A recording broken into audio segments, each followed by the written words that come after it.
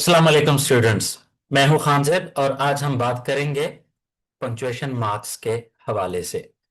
Punctuation marks वो निशान होते हैं जो हम लिखते वक्त इस्तेमाल करते हैं ताकि हमारी बात आसानी से समझी जा सके। यह हमें बताते हैं कि कहाँ रुकना है, कहाँ बात खत्म हो रही है और कहाँ से नई बात शुरू हो रही है। जैसे हम बोलते वक्त वक्फा लेते हैं या आवाज का लहजा बदलते हैं, वैसे ही लिखते वक्त पंक्चुएशंस हमारी तहरीर को साफ और समझदार बनाते हैं। चले अब पंक्चुएशन को आसान और मजेदार अंदाज में समझते हैं। ये स्क्रीन पे आपको पंक्चुएशन फैमिली से 4 दोस्त नजर आ रहे हैं। ये खास दोस्त हमें बताते हैं कि कब रुकना है, कब आगे बढ़ना है, कब सवाल करना है और कब हैरानी या जज्बात का इजहार करना है। तो चले मिलते हैं। ये पहले दोस्त है जिसका नाम है मिस्टर कामा। ये मुस्कुरा रहा है।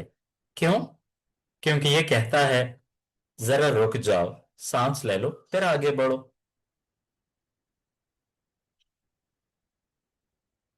इनका ये जो दूसरा दोस्त, ये हमें थोड़ा संजीदा नजर आता है क्योंकि इनका कहना है, बात मुकम्मल हो गई है, अब रुक जाओ। और ये तीसरा दोस्त तो बिल्कुल ही हैरान नजर आता है। क्यों? क्योंकि ये पूछता है, क्या, कैसे, कब, क्यों, इस तरह के सवाल करता दिखाई देता है। और ये आखिरी दोस्त जो इनका है, ये तो कुछ ज्यादा जज्बाती है। ये चीख कर कहता है, वाह, ओह, अरे। जब हमें खुशी, गुस्सा, हैरत या जोश का इजहार करना हो, साइन ऑफ एक्सक्लेमेशन हमारी मदद करता है।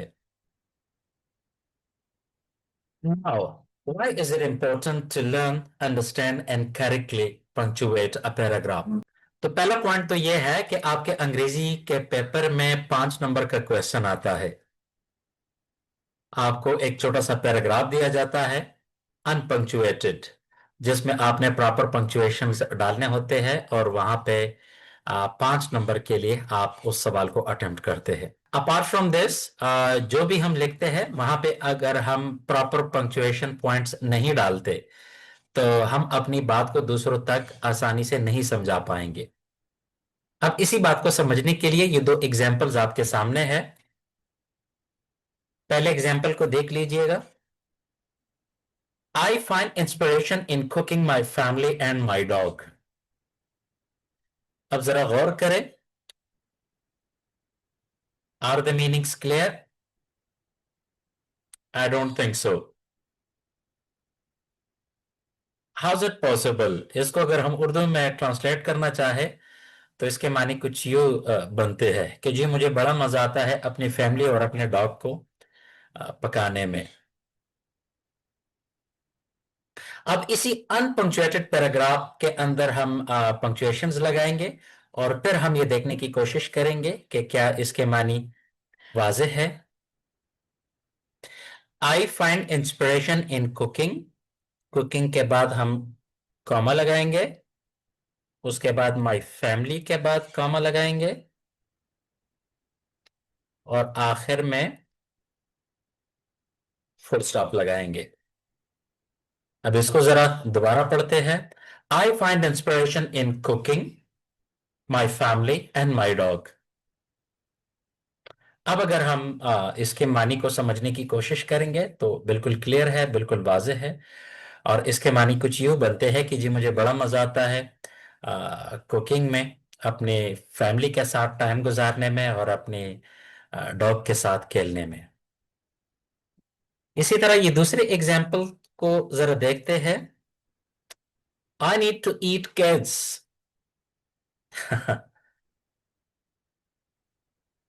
थैंक यू टोबा। What does it mean? मैंने बच्चों को खाना है। अब यहां पे हम पंक्चुएशन लगाते हैं। आई नीड टू ईट के बाद हम लगाएंगे कॉमा और दोबारा इसको हम पढ़ेंगे। किड्स, आई नीड टू ईट।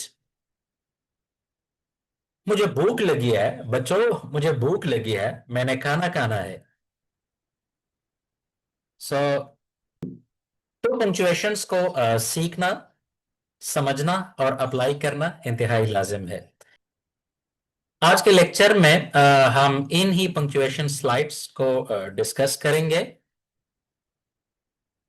पहले नंबर पे फुल स्टॉप के ऊपर हमारी डिस्कशन होगी। उसके बाद हम कामा के बारे में पढ़ेंगे। Next capital letters. चौथे नंबर पे क्वेश्चन मार्क। पांचवें नंबर पे एक्सक्लेमेशन मार्क को डिस्कस करेंगे। आफ्टर दैट हम कोटेशन मार्क्स के बारे में पढ़ेंगे। Quotation marks is followed by apostrophe और कॉलन, और सबसे आखिर में सेमी कॉलन के बारे में हम पढ़ेंगे। अच्छा जी, आगे बढ़ने से पहले ये बात समझना लाजिम है कि हम हर एक पंक्चुएशन मार्क को डिफाइन करेंगे और उसके बाद हर एक पंक्चुएशन के 3 यूजेस, 3 एग्जाम्पल्स के साथ मैं आपको समझाने की कोशिश करूंगा। तो चले बढ़ते हैं अपने पहले पंक्चुएशन मार्क की तरफ। जी, तो जो पहला पंक्चुएशन मार्क है वो है फुल स्टॉप। अब फुल स्टॉप जो है, it is used to show that a sentence is finished. जब भी हम किसी सेंटेंस को खत्म करते हैं तो इसका इख्तिताम हम फुल स्टॉप के ऊपर करते हैं। अब इसका पहला यूज जो है, we use full stop at the end of a statement. जी, एग्जाम्पल सेंटेंस को देख ले। She is a good student. अब ये एक पॉजिटिव स्टेटमेंट है तो इसके एंड पे हम फुल स्टॉप लगा के इसको खत्म करेंगे। दूसरे नंबर पे फुल स्टॉप ना सिर्फ ये कि जुमला खत्म करने के लिए हम इस्तेमाल करते हैं, बल्कि शॉर्ट फॉर्म्स या अब्रिविएशंस जो है वहां पे भी हम फुल स्टॉप लगाते हैं। ये एग्जाम्पल सेंटेंस को जरा, mister Ahmed is our teacher. यहां पे मिस्टर जो है, this is a short form of the word mister. इसी तरह जब हम टाइम बताते हैं तो हम एम लिखते हैं या हम पीएम का इस्तेमाल करते हैं। एक और चीज, डॉक्टर लव्स जब हम लिखते हैं तो डीआर के बाद भी हम फुल स्टॉप लगाते हैं। तो जो शॉर्ट फॉर्म्स है, अब्रिविएशंस है, तो वहां पे भी हम फुल स्टॉप का इस्तेमाल करते हैं। नेक्स्ट जो पंक्चुएशन मार्क है वो है comma. Now comma is used to show a small pause in a sentence or to separate ideas or words. अब यहां पे देख ले कि एक तो ये है कि जब हम थोड़ी देर के लिए रुकते हैं तो रिटन इंग्लिश में वहां पे हम इसको जाहिर करते हैं कामा के जरिए। इसके अलावा एक ही सेंटेंस के अंदर वर्ड्स है, आइडियाज है या फ्रेजेस है, इनको जब हम एक दूसरे से जुदा करते हैं तो बीच में हम कॉमा लगाते हैं। अब इसके पहले इस्तेमाल को देखते हैं, to separate list of items. ये एग्जाम्पल सेंटेंस को जरा देखते हैं। We bought apples, bananas, oranges and grapes. अब यहां पे लिस्ट ऑफ आइटम्स क्या है? बॉट के बाद जरा देख ले, एप्पल्स, फिर कॉमा लगा है, उसके बाद बनानास के बाद कॉमा, फिर ऑरेंजेस के बाद कॉमा, और एंड पे फुल स्टॉप लगा के हमने सेंटेंस को प्रॉपर्ली पंक्चुएट किया है। तो लिहाजा जहां पे लिस्ट ऑफ आइटम्स हो तो उन आइटम्स को एक दूसरे से हम जुदा करते हैं कामा के जरिए। दूसरा इस्तेमाल कामा का जो है, ये भी बहुत आसान है और बहुत मजेदार है। अब यहां पे आपको ये समझने,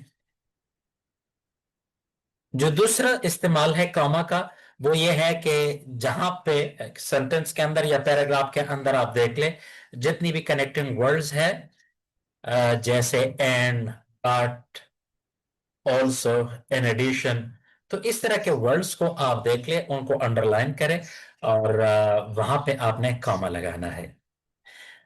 इसी तरह ये सेंटेंस, एग्जाम्पल सेंटेंस में देख लीजिए। I was tired so I went to bed early. यहाँ पे जो कनेक्टर्स है वो है सो, तो यहाँ पे कॉमा लगा है। इसी तरह जो तीसरा इस्तेमाल है कॉमा का, वो ये है कि we use comma after introductory words और नेम्स। यस आई वेल, अब यस जो है ये एक इंट्रोडक्टरी वर्ड है, तो इसके बाद कॉमा और उसके बाद आई कम जो है पूरा सेंटेंस लिखा है। इसी तरह हम दूसरे एग्जाम्पल को देखेंगे। Ali please sit down. Ali name है, उसको पुकारा जा रहा है, तो अली के बाद कॉमा लगा के और उसके बाद जो है अपने सेंटेंस को यहाँ पे हमने कंप्लीट किया है। Next we are going to discuss capital letters. ये भी बहुत लाजमी है कि पैराग्राफ आपके सामने है तो आप देख ले कि वहां पे प्रॉपर नाउन्स है, वहां पे प्रॉपर एडजेक्टिव्स है, या अगर कोई एक नाउन है और उसके 2 3 या 4 सेक्शंस है तो इनका हर एक लेटर जो है वो कैपिटल होगा। ये तो एक सिंपल टिप है। अब कैपिटल लेटर्स जो है they are big letters used at the beginning of important words और सेंटेंसेस। अब वो इंपॉर्टेंट वर्ड्स या सेंटेंसेस क्या है, यूज नंबर 1 को जरा देख ले। Eight the beginning of every sentence, जो भी सेंटेंस हम लिखते हैं तो उसके शुरू में पहला जो हार्प है या पहला जो लेटर है वो हम कैपिटल लिखते हैं। ये आप एग्जाम्पल को देख लीजिएगा। She is my best friend, she जो है that is the first word of the sentence और उसका पहला लेटर एस जो है वो कैपिटल है। इसी तरह for names of people cities and countries,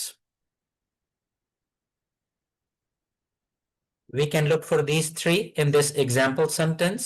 Ali lives in Islamabad, Pakistan. Ali is the name of a person, so A is capital. Likewise, Islamabad is the name of a city, so it also begins with a capital letter I. And Pakistan, of course, is a proper name, so it also begins with a capital letter. So, proper person, proper city और proper country, ये आपने देखना है कि अगर nouns proper nouns है तो उनका पहला लेटर जो है वो आप हमेशा कैपिटल लिखेंगे। तीसरा इस्तेमाल जो है वो है प्रोनाउन आई के हवाले से। सो प्रोनाउन आई जो है इट इज ऑलवेज कैपिटल। अब आप देख लें कि अपने आप को कोई भी कमतर या छोटा नहीं समझता। Everybody thinks that life moves around I. तो अंग्रेजी ने भी आपके ईगो का लिहाज रखा है और वो कहता है कि चले जी जहां पे भी प्रोनाउन आई हो तो ये हमेशा कैपिटल ही होगा। इसी एग्जाम्पल सेंटेंस में देख लें, my brother and I went to the market. अब बच्चे अक्सर जो है वो क्या गलती करते हैं, वो आई को इसी तरह लिखते हैं, तो ये जो है ये प्रोनाउन आई नहीं है, this is letter I. The English alphabet has 26 letters और उनमें से एक लेटर जो है वो ये वाला आई है। इसके बरक्स ये जो है ये प्रोनाउन आई है, तो लिहाजा प्रोनाउन आई जो है ये हमेशा कैपिटल हम लिखते हैं। Next we have question mark. A question mark is used at the end of a sentence that asks a question. तो हमारे पास क्वेश्चंस के दो ब्रॉड कैटेगरीज है, yes no questions और WH questions। तो लिहाजा क्वेश्चंस के एंड पे so always end your questions with a question mark। Example sentences में आपको नजर आ रहा है are you coming with us, it ends with a question mark। WH questions के जो examples है what's your name, where do you live, so you can see both questions end with question mark। और तीसरा जो इस्तेमाल है वो ये है कि in indirect questions with quotation marks. तो अगर इनडायरेक्ट क्वेश्चंस है और कोटेशन मार्क्स के अंदर है तो वहां पे भी हम क्वेश्चन मार्क लगाते हैं। ये आपको नजर आ रहा है, do you like T, it ends with a question mark और एट द सेम टाइम जो है it is inside the inverted commas. Another very important punctuation mark is the exclamation mark. Now, an exclamation mark is used to show strong feelings like surprise, anger, joy or excitement. अब strong feelings को जब हम express करते हैं तो हम exclamation mark use करते हैं। What a beautiful view! It ends with an exclamation mark. इसी तरह अगर एक्सक्लेमेटरी वर्ड्स है, जैसे हमारे पास वाओ, ओ नो और इस तरह के दूसरे काफी अल्फाज है, तो हमेशा उनके बाद हम जो है वो एक्सक्लेमेशन मार्क लगाते हैं। ये आपको नजर आ रहा है। और तीसरा जो इस्तेमाल है एक्सक्लेमेशन मार्क का, वो ये है कि हम कमांड्स में, खासकर जब हमने स्ट्रॉन्ग इमोशन को शो करना हो, stop right there, be quiet, तो you can see both example ends with sign of exclamation. Now, in this slide, we'll discuss the quotation marks. अब quotation marks कहाँ पे हम लगाते हैं? Quotation marks जो है, they are used to show the exact words spoken by the speaker. और इनका इस्तेमाल mostly हम direct speech में ही करते हैं। अब direct speech में कैसे करते हैं, ये example sentence को जरा देख लें। He said, I am feeling tired. I am feeling tired जो है, these are the words, the exact words spoken by the speaker. So they are written inside the inverted commas. इसी तरह again वहां पे बेशक वो इंटरोगेटिव सेंटेंस हो या एक्सक्लेमेटरी सेंटेंस हो, तो वहां पे भी हम कोटेशन मार्क्स के अंदर ही इनको लिखते हैं। तीसरा इस्तेमाल कोटेशन मार्क्स का जो है, with punctuations inside the quotes. अब ये देख ले, वाओ, लेट्स गो, नाउ। अब ये जो पंक्चुएशन है, ये कोटेशन के अंदर ही है, और यहाँ पे भी इन्वर्टेड कामाज या कोटेशन मार्क्स का इस्तेमाल जो है वो किया गया है। An apostrophe is used to show position or shorten words. apostrophe का इस्तेमाल हम दो सूरतों में करते हैं। एक तो यह है कि जब पोजीशन को या ओनरशिप को शो करना हो, तो वहां पे हम apostrophe is लगाते हैं। और दूसरा, जितने भी लैंग्वेज में हमारे पास कंट्रैक्शंस है, शॉर्ट फॉर्म्स है, तो वहां पे भी apostrophe के जरिए ही इनको शॉर्ट लिखा जाता है। अब ये पोजीशन वाले एग्जाम्पल्स को जरा देख लेते हैं। This is Ali's book. In the second example, the girl's bag is red. In each case हम ये देखते हैं, it shows possession. The book belongs to Ali and the bag is actually the girl's bag. Whose bag is red? It is the girl's bag. Contraction जो short form है, आप देख ले, can't जो है, it is short form for can not, और इसी तरह शीज is a short form for she is.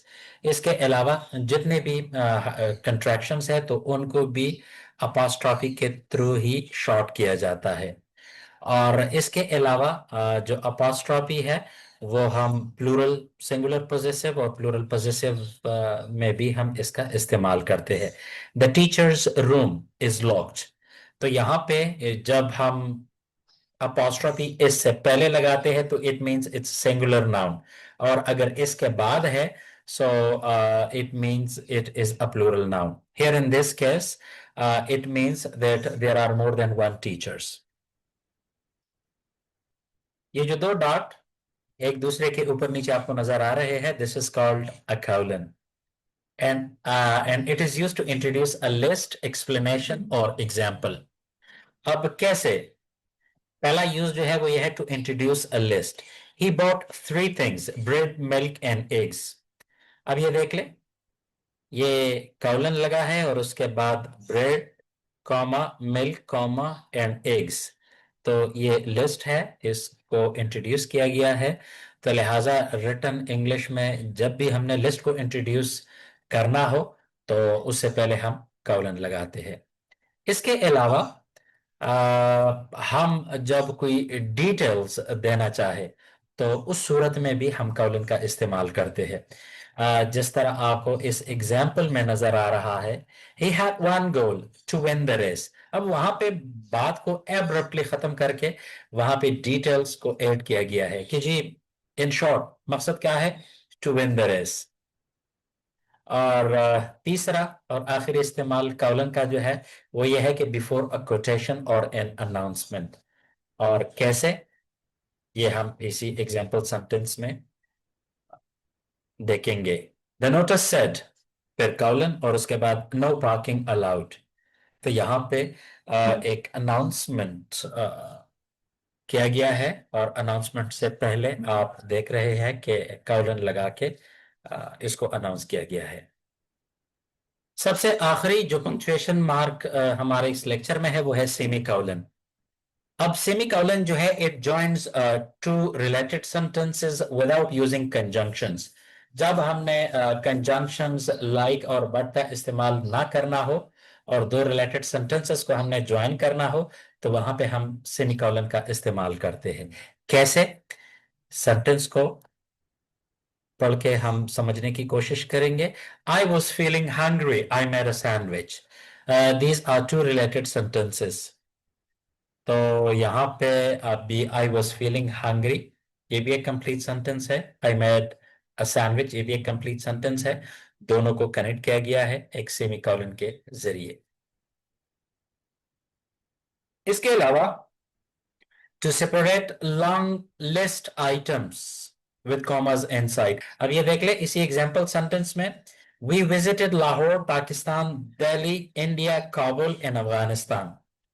सो अब एक लंबी लिस्ट है, तो यहाँ पे लाहौर और पाकिस्तान के बाद कॉलन लगा के इसको सेपरेट किया गया है। उसके बाद फिर दिल्ली इंडिया के बाद आपको ये सेमीकोलन नजर आ रहा है, और आखिर में काबुल और अफगानिस्तान को लिखा गया है। और आखिर में सेमीकोलन जो है इसको हम यूज करते हैं एंड और बट की जगह। कैसे, इस एग्जाम्पल को जरा पढ़े। She loves to read, he prefers to watch movies. अब यहाँ पे हम बट का भी इस्तेमाल करते हैं, लेकिन बट की जगह जो है इन्होंने कॉलन का इस्तेमाल करके फिक्रे को कंप्लीट किया है।